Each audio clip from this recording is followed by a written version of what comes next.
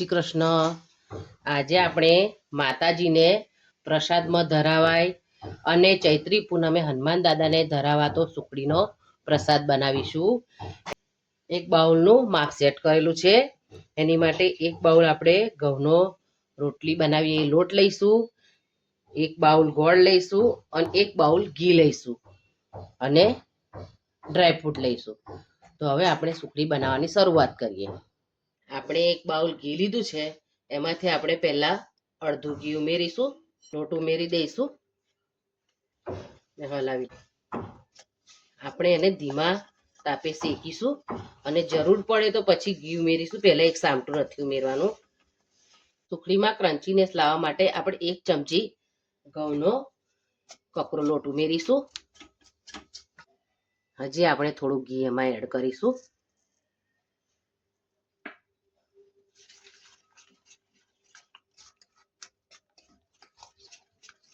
તમે જોઈ શકો છો આપણો લોટ સરસ શેકાઈ ગયો છે।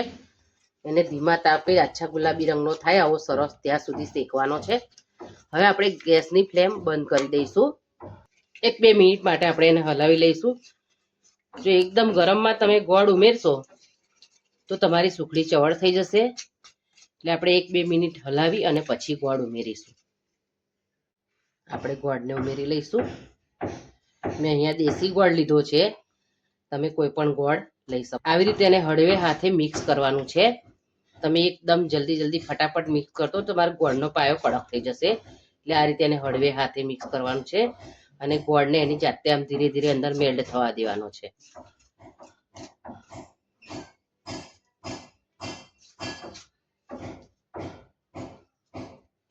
જેમ જેમ આપણો ગોળ મેલ્ટ થતો જશે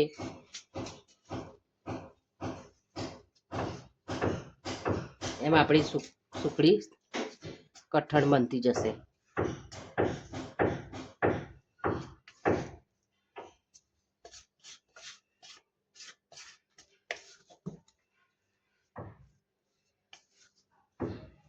જો આપણી સુખડી સરસ તૈયાર થઈ ગઈ છે।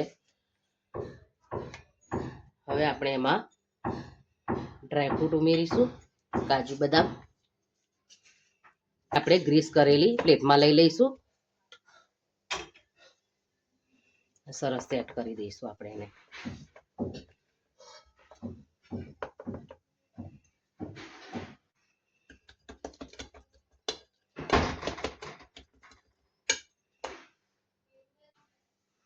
હવે આપણે એને કાજુ બદામથી ગાર્નિશ કરી લઈશું અને સુખડી ગરમ હોય ત્યારે જ એમાં આપણે કાપા કરી લઈશું।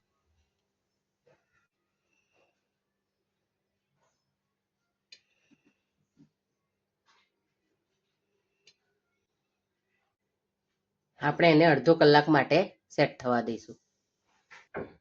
તો આપણે અડધો કલાકનો રેસ્ટ અપાઈ ગયો છે સુખડીને। હવે આપણે જોઈ લઈશું આપણી સુખડી તૈયાર છે કે નહીં। જો સરસ તૈયાર થઈ ગઈ છે।